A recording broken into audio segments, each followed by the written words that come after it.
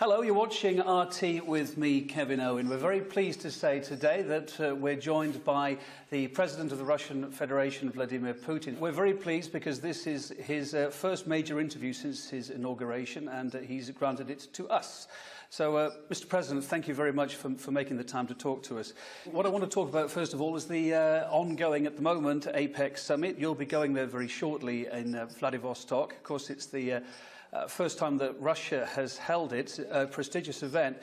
But it always begs the question, what's actually achieved at these events like that, like the G8, like the G20? Now, although APEC is primarily an economic vessel, there's a lot of politics involved as well. And, of course, a lot of the key players, including you, including America, a lot of key players disagree on some very key issues. I'm thinking about Syria, I'm thinking about missile defense, thinking about Iran. Is there a danger that the politics may stifle, get in the way of the big economic deals that the very same key players are hoping to sign at this summit, or at least talk about signing? That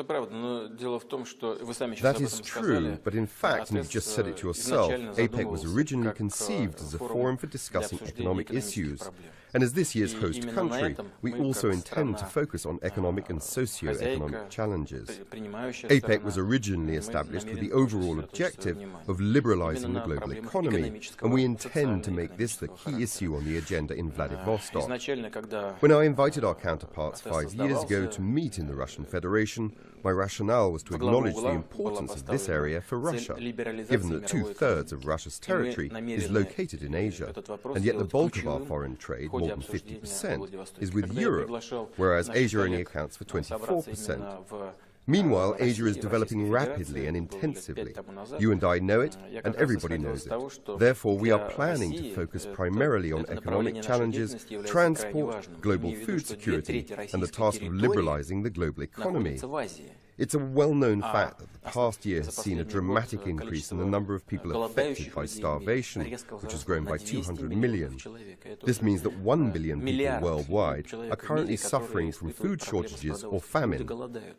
I believe this is the kind of issue that will be the focus of attention, along with a number of other challenges that are highly sensitive and significant for millions of people.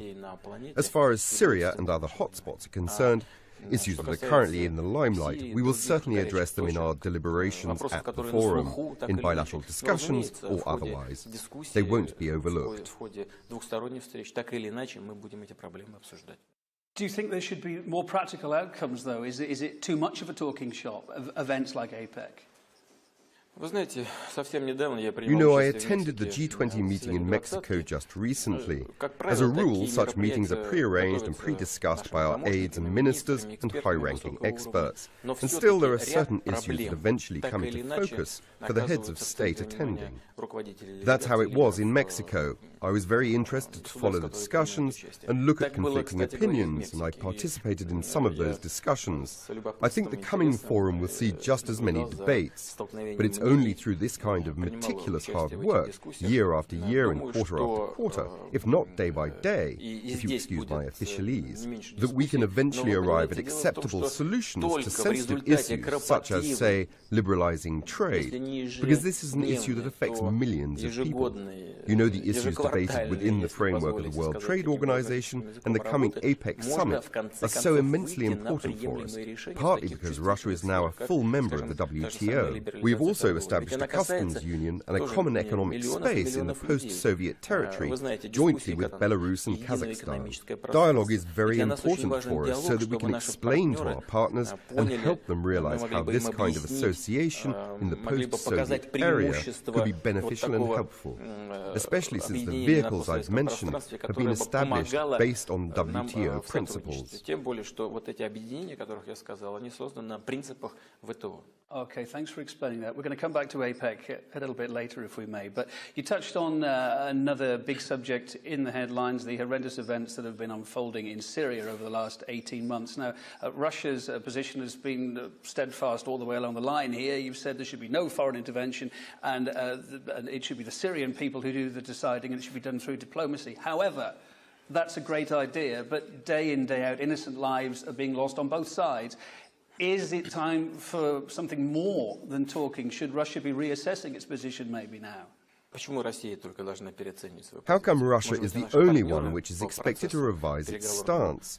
Don't you think our counterparts in negotiations ought to revise theirs as well? Because if we look back at the events in the past few years, we'll see that quite a few of our counterparts' initiatives have not played out the way they were intended to. Take the examples of numerous countries riven by escalating internal conflict. The US and its allies went into Afghanistan, and now they're all thinking about how they can get out of there.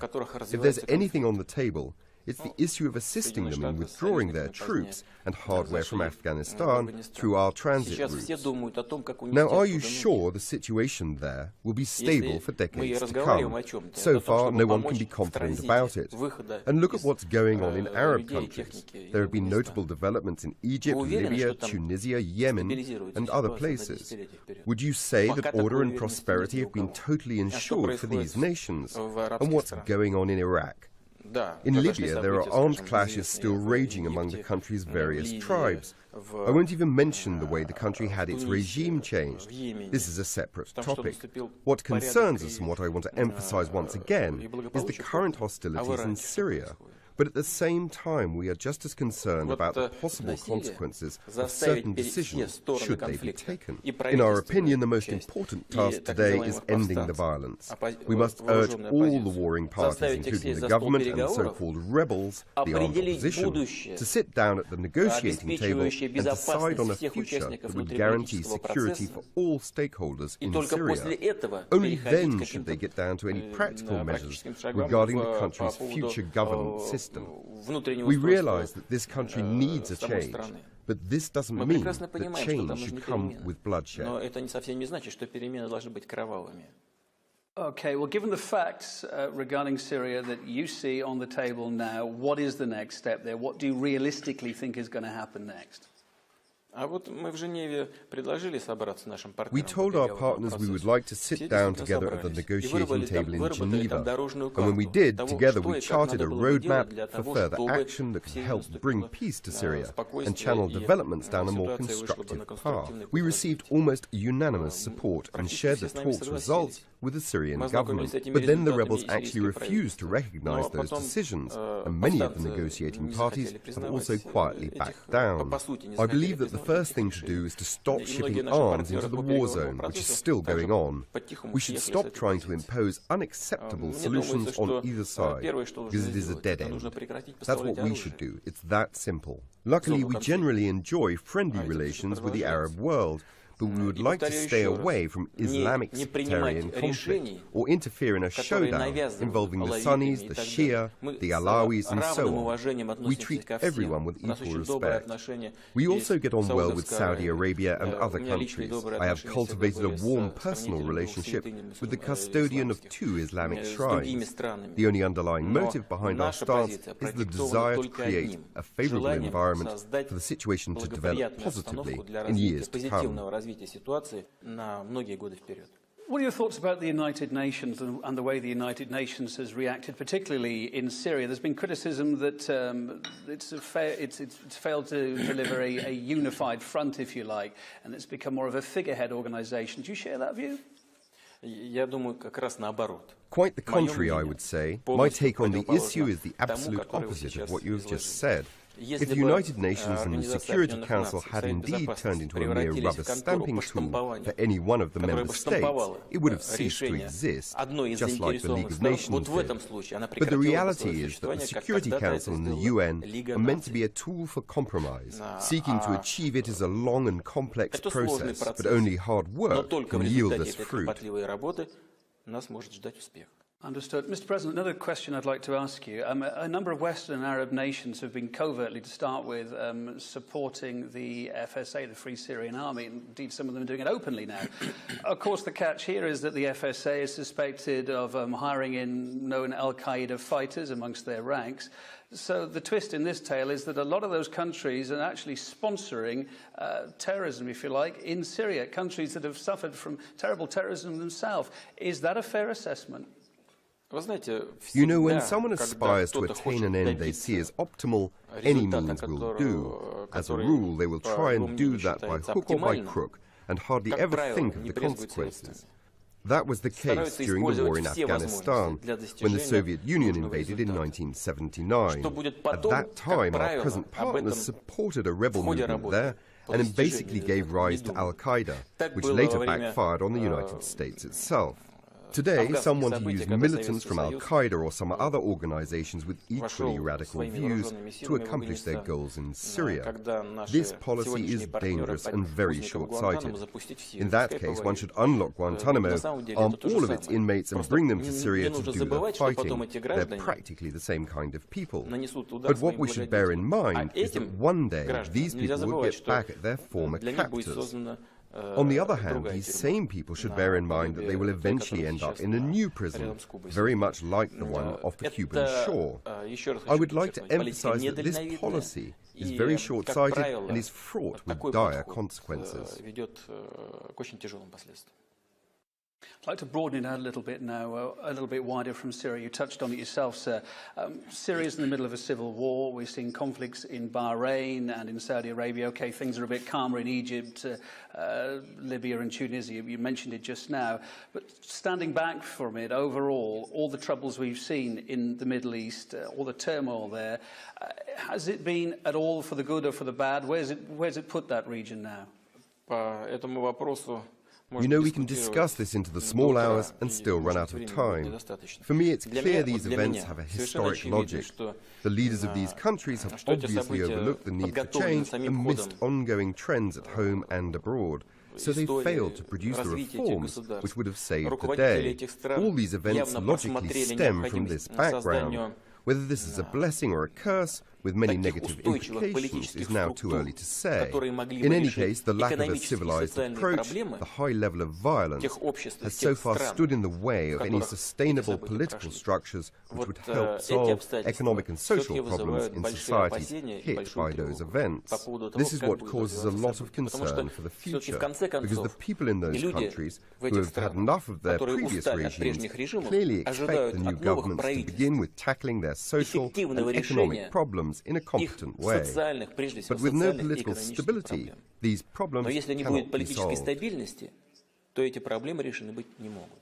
Let's turn now to the United States, the upcoming election there, which we're all looking forward to very much. Of course, now the reset button with Russia was firmly pushed by Barack Obama over the last 4 years, but it's had its ups and downs, and there's still that missile defense shield that's a headache for Russia in the east of Europe. If Obama does win a second term, what's going to define the next chapter of Russia and America's relations? And is he a chap that you can do business with?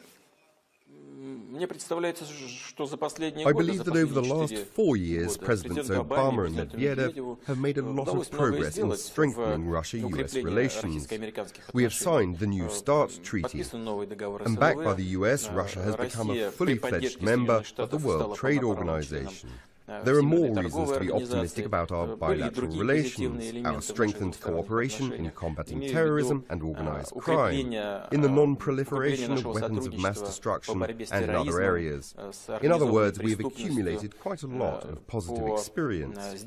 But the issue you mentioned, the US missile defense system, is surely one of the key issues on today's agenda, because it involves Russia's vital interests. Scholars and experts understand that a unilateral solution will not enhance global stability. In essence, the intention is to upset the strategic balance, which is a very dangerous thing to do, as any involved party will always strive to maintain its defensive capabilities, and the entire thing could simply trigger off an arms race. Is it possible to find a solution to the problem if President Obama is re-elected for a second term? In principle, yes it is. But this isn't just about President Obama. For all I know, his desire to work out a solution is quite sincere. I met him recently on the sidelines of the G20 summit in Los Cabos, Mexico, where we had a chance to talk. And though we talked mostly about Syria, I had the chance to feel the mood of my counterpart. My feeling is that he is a sincere man and that he sincerely wants to implement positive change. But can he do it? Will they let him do it? I mean that there is also the military lobby and the Department of State, which is quite conservative. By the way, it is fairly similar to Russia's foreign ministry. They are run by a number of professional clans who have been working there for decades. The thing is that in order to solve the missile defense issue, we both need to accept as an axiom that yes, we are reliable partners and allies for each other.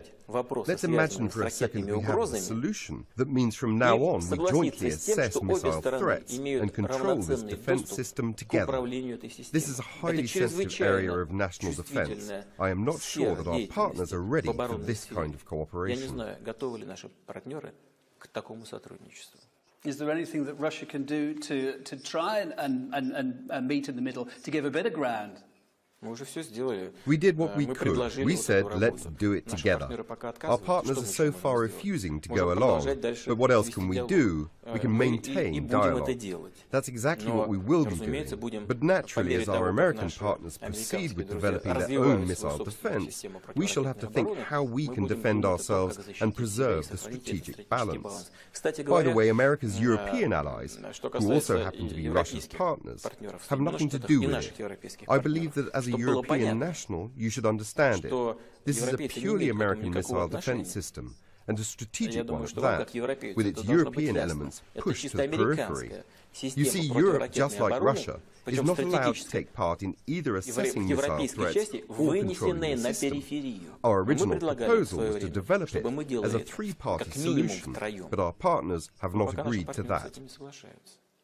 Okay, so we think you can work with Barack Obama if he gets in. What about if Mitt Romney gets in? I've got some quotes here from just a month or two ago. This is the man that, if he makes it to the White House, said, Russia is, without question, our #1 geopolitical foe. They fight every cause for the world's worst actors. He went on to say, Russia is not a friendly character on the world stage. Could you work with him, sir? Сможем. Yes, we can. We'll work with whichever president is elected by the American people. But our effort will only be as efficient as our partners allow it to be. As for Mr. Romney's position, we understand that this is to a certain extent motivated by election campaign rhetoric. But I also think that he was obviously wrong, because such behavior in the international arena is the same as using nationalism and segregation as tools of US domestic policy. Its effect in the international arena is the same. When a politician, a person who aspires to lead a nation, especially a great country like the US, declares someone to be enemy a priori. And by the way, this brings something else to mind. When we talk about the missile defense system, our American partners keep telling us this is not directed against you. But what happens if Mr. Romney, who believes us to be America's #1 foe, is elected as President of the United States?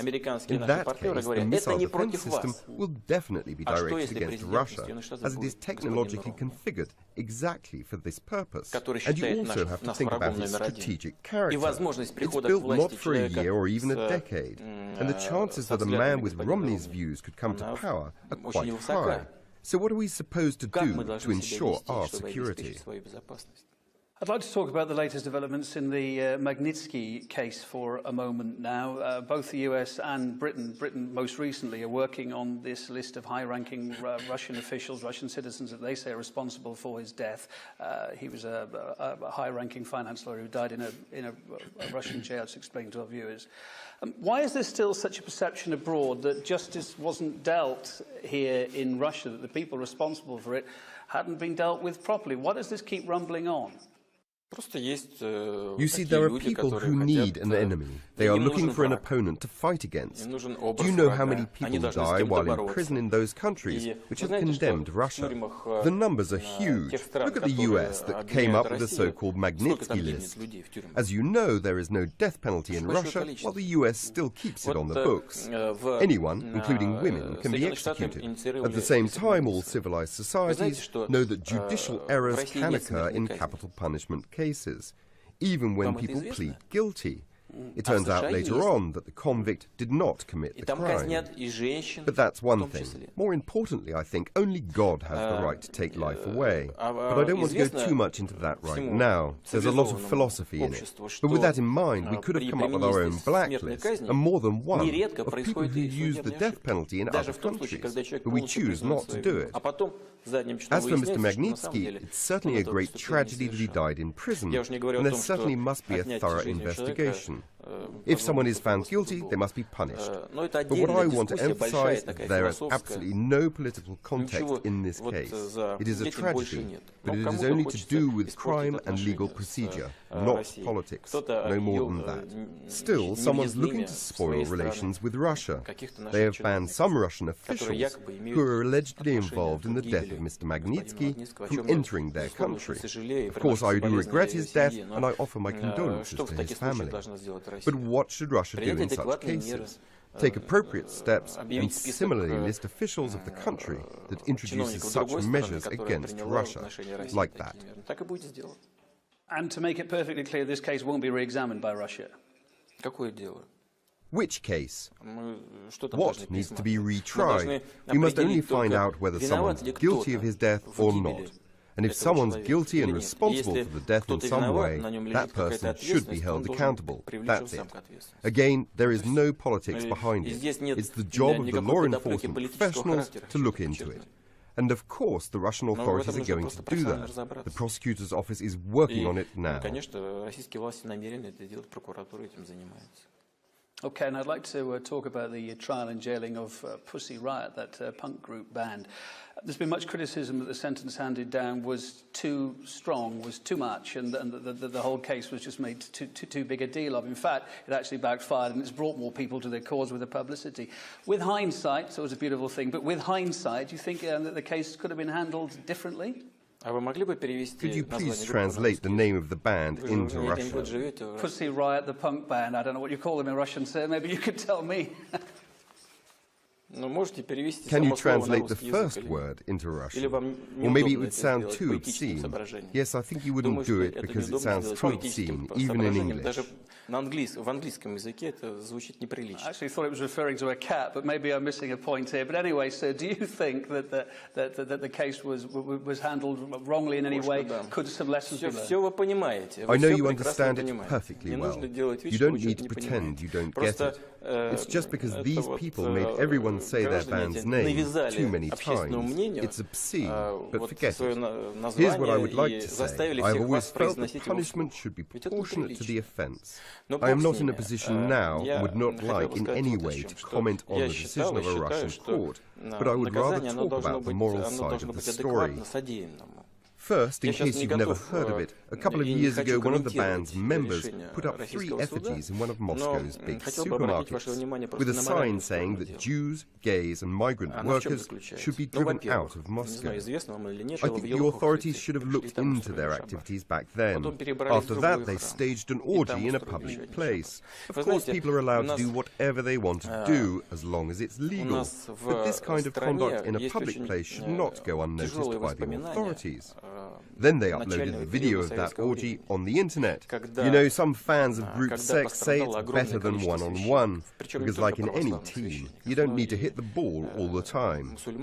Again, it's okay to do what you like privately, but I wouldn't be that certain about uploading your acts on the internet. It could be the subject of legal assessment too. Then they turned up at Yelokhovo Cathedral here in Moscow, causing unholy mayhem, and then went to another cathedral and caused mayhem there too. You know, Russians still have painful memories of the early years of Soviet rule, when thousands of Orthodox, Muslim, as well as the clergy from other religions were persecuted. Soviet authorities brutally repressed the clergy. Many churches were destroyed. The attacks had a devastating effect on all our traditional religions, and so in general I think the state has to protect the feelings of believers. I will not comment on whether the verdict is well-grounded and the sentence proportionate to the offence. These girls must have lawyers who defend their interests in court. They have the right to file an appeal and demand a new hearing, but it's up to them. It's just a legal issue. Is it realistic at all you think they will get some sort of early release? I don't know whether their lawyers have filed an appeal or not. I don't follow the case that closely. If they appeal, a higher court is empowered to take any decision. To be honest, I try to stay as far away from the case as possible. I know the details, but I do not want to get into it. There's concern here and abroad that Russia's been suffering a clampdown on the opposition since you returned as president. There's tighter defamation law, upping the fines for defamation, internet censorship laws brought in to protect children, all these introduced under your watch. What's the balance between a healthy opposition, you think, and maintaining law and order? What is your view? So is it true then that other countries don't have laws that ban child pornography, including online? Indeed they do. So they do. Well, we didn't until recently, and if we began to protect our society and our children from these offences... Maybe it was the timing of the introduction, though, sir. Maybe it was the timing of the introduction. It may have seemed a bit heavy-handed as you came back to power again. You know, I try not to think about it. I just do what I think is right for this country and for its people. And that's how I will work in the future. Of course, I am aware of how my conduct resonates globally, but this cannot dictate my policies. Any steps that we take are in the interest of the Russian people, and our children need this kind of protection. No one is going to use this as a tool to restrict the internet or online freedoms, but we have the right to protect our children. You might also recall the mass riots that shocked the UK a year ago. A lot of people were injured and a lot of property was damaged. Is it better to let things deteriorate to that state and then spend a year tracking down people and locking them up? I think it's best not to let things get that far. That's my first point. Now to my second point. Let me now get down to the hard facts. You must know that a year ago I backed reform that would see Russian governors elected and not appointed as previously through secret ballot. But I also took the next step. After taking office, I introduced a new bill on elections to the upper chamber of the Russian parliament. These specific steps will pave the way for a more democratic Russia, and it's true both for its people and its state. There have been other proposals initiated too, including changes in the lawmaking process. The State Duma is now considering using public initiatives on major national issues submitted via the internet as a source of new legislation. If the draft bill is supported by 100,000 web votes, it will then be discussed in the State Duma. Right now we are looking into how to put this idea into practice. There are other major proposals as well. We seek to make our society more advanced and more democratic, and we intend to be consistent in following this path. We started off our talk by talking about the forthcoming APEC summit, which you're off to very shortly. And when you're there, I gather you'll be meeting the Chinese President Hu Jintao. You won't be meeting Barack Obama because he's not there. Hillary Clinton will be, he's not there. Is that a sign of how he regards APEC? It may just be busy, but is it a sign that how he regards it? And is it also a sign that maybe China is increasingly becoming a bigger geopolitical and commercial partner for you? China is indeed becoming a global economic and political hub. This is part of a global trend, with new centers emerging on the political and economic landscape. This is an obvious fact for everyone. The question is the pace of change. China has taken up this new leading role, not only in Russia's eyes, but also in the eyes of the whole world. What makes us rather special, however, is that Russia and China are neighbors, and our special relations took thousands of years to evolve to where they are now. We have been through times of sunshine, which were very beneficial for both countries. We've also been through periods of gloom and conflict. At the moment, Russia-China relations are at an unprecedented high, and we share mutual trust both politically and economically. Over the coming years, we are bound to achieve a $100 billion turnover rate. To put this in perspective, currently Europe makes up 51% of Russia's foreign trade, which amounts to over $200 billion. That will be a serious push forward. Our American partners told us long ago that Barack Obama would not attend the summit. The reason is the election race in the US, and we think it's okay. The US will still be represented at a high level. So yes, we've known for several months now, and we fully understand the reasons. Anyway, this will be a great summit, with top officials coming from 20 countries, heads of state and heads of government. Of course, it's a pity the US president cannot come at this time, but nothing can be done about it. I think if he really had the opportunity, he would not miss it, because it's a good event for the US to talk not only with us, but also with other Asia-Pacific partners. Anyway, I met Barack Obama earlier in Mexico, as I said, and had a chance to discuss our bilateral ties and exchange opinions on the major global issues. So we do continue our dialogue. Domestically, again, I'd like to talk now about corruption. It's a word that comes up time and time again here in Russia. You've talked about it before, but most notably, the previous president was really putting it top of his list of things to sort out. However, when Dmitry Medvedev left office as president, he reported only modest success at tackling it. How serious a problem do you think corruption is in Russia in 2012, and what are you going to do about it? Corruption is a problem for any country, and you'll find it everywhere, be it in Europe or the United States. They have legalized many things. Let's take the private corporate lobby. What is it? Is it corruption or not? It's legalized, and so formally it's okay, within the law. But that depends on how you look at it. Therefore, I will repeat that this problem is an issue for many countries. More important is the level and scope of corruption. In our case, it's quite high. But this is typical of transition economies. The reason is that while new economic models are evolving, many things are not yet adjusted or aligned, and the state is not always in control. There are also value issues, especially when we move from a socialist mindset and planned economy values to eternal values. This is a complicated process, especially if the new market facilitates rapid wealth acquisition for some particular circles or groups of people. This is something that is perceived painfully as reprehensible. The average person then starts thinking, if it's okay for those people to earn billions in a couple of years, why isn't it okay for me to do this or that, even if it isn't exactly in sync with the law and moral values? All this undermines the very foundation of the campaign against corruption. This is a very difficult process. But undoubtedly, this is an essential part of our agenda, and we shall continue our efforts in this area. There are a big list of causes there that you cited. Where do you begin to go about tackling it then? When is there some sort of sea change? When are you hoping for some, when it's going to get better, if you like? What we need to start with is to make our entire society detest the very notion of corruption. Corruption is a two-way process, with two sides to it, the bribe giver and the bribe taker. And it often happens that the bribe givers are more active than the bribe takers. Therefore, it is a matter of supporting moral values. It is also a matter of making our law enforcement agencies more efficient and developing a legal framework that minimizes opportunities for corruption. This is a multi-dimensional task, very sensitive and difficult, and we shall work on every aspect of it.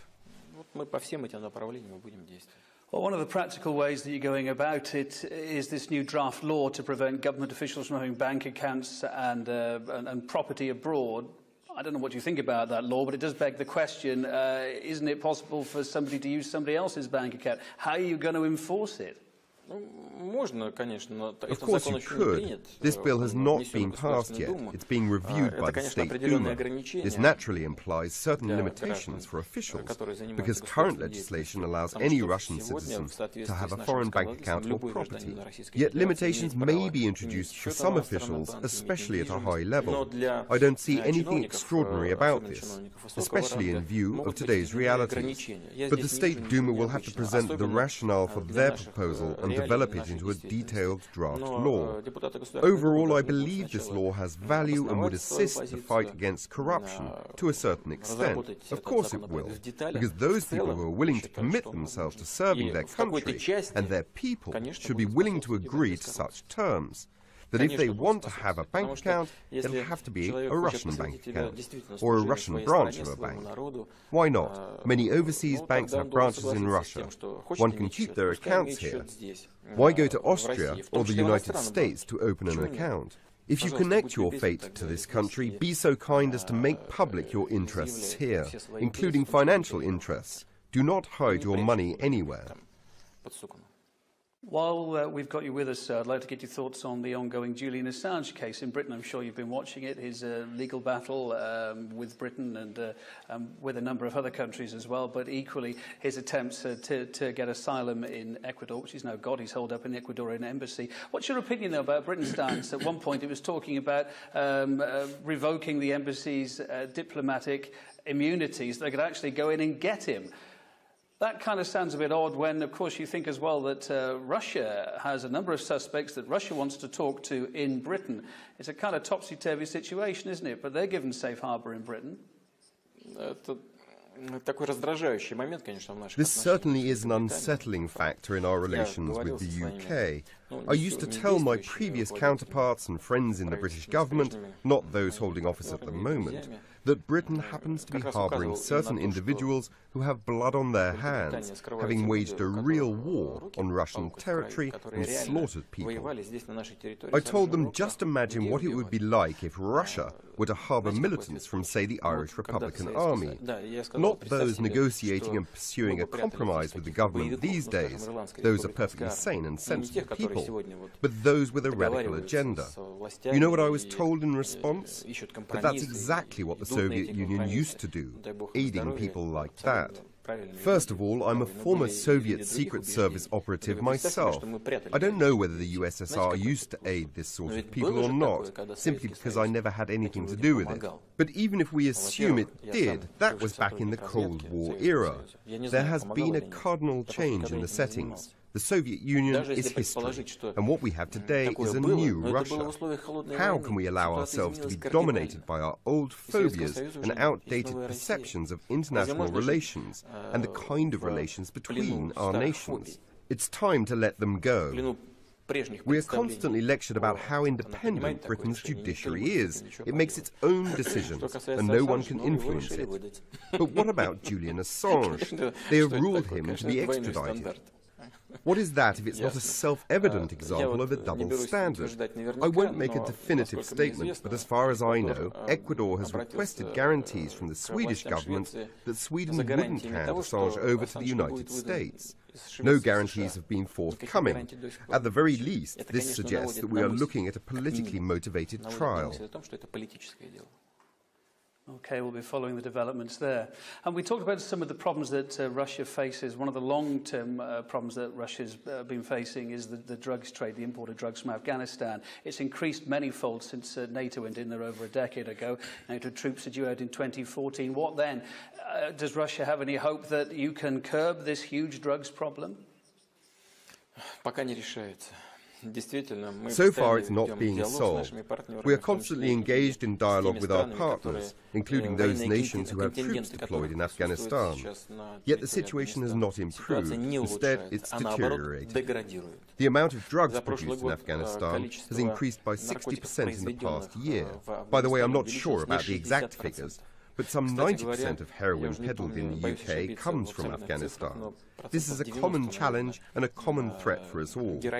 For Russia, this is a very serious threat to our national security that cannot be overstated. More than 20% of the overall drug traffic coming from Afghanistan is marketed inside Russia. That equates to 70 tons of heroin and roughly 56 tons of crude opium as of last year, which is an immense amount, and it definitely qualifies as a threat to our national security. Could you explain to our viewers what the correlation was? Why did this problem increase while NATO troops were there? Was there any connection? Why was that happening? There is an apparent link. I won't bring up any criminal schemes right now, but none of the nations who are currently committing their troops to Afghanistan want to make matters worse for themselves by combating drugs in Afghanistan, because drugs are Afghanistan's way of making a living. 9% of that country's GDP comes from drug trafficking. If you want to replace this 9%, you'll have to pay, but no one wants to. And you cannot get anywhere with mere statements about how you are planning to make up for those drug revenues with other kinds of income. Talk is not enough. What you need is substantive economic policies and financial assistance. Nobody seems willing to provide that, And no one wants to complicate matters for themselves by taking on drug trafficking, because if you take away drug revenues from these people, you effectively compel them to starvation, and that means making even more enemies in Afghanistan. If you go after drugs, people will go after you. That's all there is to it. Drugs are closely related to terrorism and organized crime, but that is something everybody is aware of already. Everyone knows that drug revenues are partly used to finance terrorism. But even this awareness and the realization that Europe is being flooded with Afghan-produced drugs is not enough to encourage our partners to seriously tackle this issue, and this is very sad. A final thought from you, Mr. President. While you'll be talking money and finances at the forthcoming APEC summit that you're going to, looking at the world economy from where you are generally, do you think we're heading for a second global slump? And if we do, is Russia as well prepared to bat it off as it did last time? It did pretty well last time, but is it as well prepared this time? I believe we are even better prepared because we've already experienced the first wave of the crisis, and we have an understanding of what's to be done about it and how we should do it. And we have the instruments for crisis management. Moreover, I tasked Russia's previous cabinet, as early as last year, with upgrading the already tried and tested instruments, drafting new laws and adjusting our regulations. We asked Parliament to assign 200 billion rubles to a government reserve fund, and Parliament agreed. Therefore, we are generally equipped for managing a crisis. On top of that, as you know, we have enjoyed fairly strong economic growth, a rate of 4.2%, which is the highest among the world's largest economies next to China and India. The Eurozone's average growth rate has been 3.9%, while ours was 4.2%. By the way, both the International Monetary Fund and the World Bank are predicting negative growth at minus 0.3% for the Eurozone next year. This year, we are still counting on positive growth ranging between 4 and 5%. That's precisely why, even if Russia should face economic difficulties, it will have plenty of instruments at hand to deal with the challenge. We have reinforced our gold and currency reserves, almost bringing them back to pre-crisis levels. We presently rate third worldwide next to China and Japan, with upwards of $500 billion in gold and currency reserves. Parallel to that, the government is rebuilding its own reserves. We have two government reserve funds, the $80 billion National Wealth Fund and the Reserve Fund, which is worth roughly $60 billion. To finance a budget deficit should we suffer one. But so far we don't have a deficit. Next year's budget registers a surplus, a slight one it may be. Our unemployment rates are the lowest possible. While unemployment averages 11.2% in the Eurozone and reaches 25 to 26% in economies such as Spain, and reaching 70% among the youth, we maintain an unemployment rate of 5.1%, which is even below pre-crisis levels. But this doesn't make us careless and complacent. We are fully aware that the tricky aspect of the global economy is unpredictability, and you can almost never be sure where the greatest challenges and threats will emerge next. That is why we closely follow everything that's going on in neighboring economies and our partner economies. We wish them success, and we are honestly willing to assist them as good partners, because any kind of economic mishap in the Eurozone, for instance, is bound to have painful ramifications for us. The Eurozone is our major sales market. Should it shrink, our own production will immediately decrease. Therefore, our interest is in seeing the Eurozone survive and our main partner economies getting back on track. We need Europe's leading economies, such as Germany, France and Britain, to be in good shape. This is something we'll always keep an eye on, and this will be a primary topic for discussion at the Vladivostok APEC summit.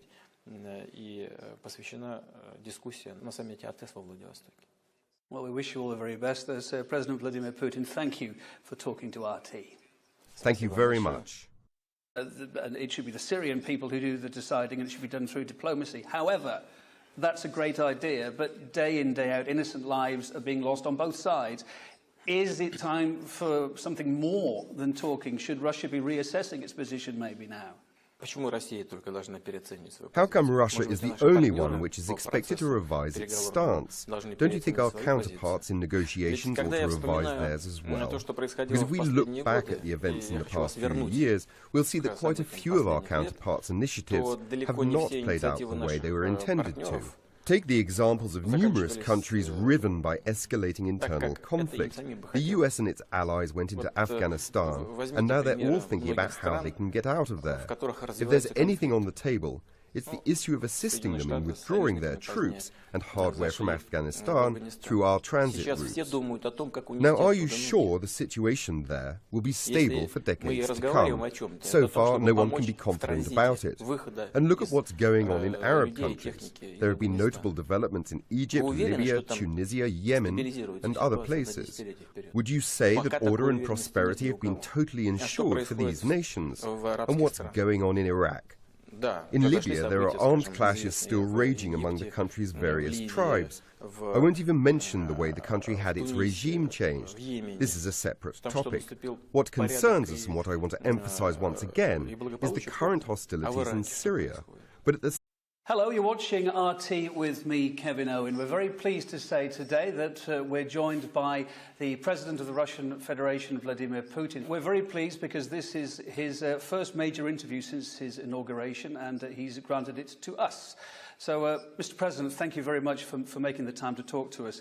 What I want to talk about, first of all, is the ongoing, at the moment, APEC summit. You'll be going there very shortly in Vladivostok. Of course, it's the first time that Russia has held it, a prestigious event. But it always begs the question, what's actually achieved at these events like that, like the G8, like the G20? Now, although APEC is primarily an economic vessel, there's a lot of politics involved as well. And, of course, a lot of the key players, including you, including America, a lot of key players disagree on some very key issues. I'm thinking about Syria, I'm thinking about missile defense, thinking about Iran. Is there a danger that the politics may stifle, get in the way of the big economic deals that the very same key players are hoping to sign at this summit, or at least talk about signing? That is true, but in fact, and you've just said it yourself, APEC was originally conceived as a forum for discussing economic issues. And as this year's host country, we also intend to focus on economic and socio-economic challenges. APEC was originally established with the overall objective of liberalizing the global economy, and we intend to make this the key issue on the agenda in Vladivostok. When I invited our counterparts 5 years ago to meet in the Russian Federation, my rationale was to acknowledge the importance of this area for Russia, given that 2/3 of Russia's territory is located in Asia, and yet the bulk of our foreign trade, more than 50%, is with Europe, whereas Asia only accounts for 24%. Meanwhile, Asia is developing rapidly and intensively. You and I know it, and everybody knows it. Therefore, we are planning to focus primarily on economic challenges, transport, global food security, and the task of liberalizing the global economy. It's a well-known fact that the past year has seen a dramatic increase in the number of people affected by starvation, which has grown by 200 million. This means that 1 billion people worldwide are currently suffering from food shortages or famine. I believe this is the kind of issue that will be the focus of attention, along with a number of other challenges that are highly sensitive and significant for millions of people. As far as Syria and other hotspots are concerned, issues that are currently in the limelight, we will certainly address them in our deliberations at the forum, in bilateral discussions or otherwise. They won't be overlooked. Do you think there should be more practical outcomes, though? Is it too much of a talking shop, events like APEC? You know, I attended the G20 meeting in Mexico just recently. As a rule, such meetings are pre-arranged and pre-discussed by our aides and ministers and high-ranking experts. And still, there are certain issues. At the same time, we are just as concerned about the possible consequences of certain decisions, should they be taken. In our opinion, the most important task today is ending the violence. We must urge all the warring parties, including the government and the so-called rebels, the armed opposition, to sit down at the negotiating table and decide on a future that would guarantee security for all stakeholders in Syria. Only then should they get down to any practical measures regarding the country's future governance system. We realize that this country needs a change, but this doesn't mean that change should come with bloodshed. Okay, well, given the facts regarding Syria that you see on the table now, what is the next step there? What do you realistically think is going to happen next? We told our partners we would like to sit down together at the negotiating table in Geneva, and when we did, together we charted a roadmap for further action that can help bring peace to Syria and channel developments down a more constructive path. We received almost unanimous support and shared the talks' results with the Syrian government. But then the rebels actually refused to recognize those decisions, and many of the negotiating parties have also quietly backed down. I believe that the first thing to do is to stop shipping arms into the war zone, which is still going on. We should stop trying to impose unacceptable solutions on either side, because it is a dead end. That's what we should do. It's that simple. Luckily, we generally could eventually come into focus for the heads of state attending. That's how it was in Mexico. I was very interested to follow the discussions and look at conflicting opinions, and I participated in some of those discussions. I think the coming forum will see just as many debates, but it's only through this kind of meticulous hard work, year after year and quarter after quarter, if not day by day, if you excuse my officialese, that we can eventually arrive at acceptable solutions to sensitive issues such as, say, liberalizing trade, because this is an issue that affects millions of people. You know, the issues debated within the framework of the World Trade Organization and the coming APEC summit are so immensely important for us, partly because Russia is now a full member of the WTO. We have also established a customs union and a common economic space in the post-Soviet territory, jointly with Belarus and Kazakhstan. Dialogue is very important for us so that we can explain to our partners and help them realize how this kind of association in the post-Soviet area could be beneficial and helpful, especially since the vehicles I've mentioned have been established based on WTO principles. Okay, thanks for explaining that. We're going to come back to APEC a little bit later, if we may. But you touched on another big subject in the headlines, the horrendous events that have been unfolding in Syria over the last 18 months. Now, Russia's position has been steadfast all the way along the line here. You've said there should be no foreign intervention, and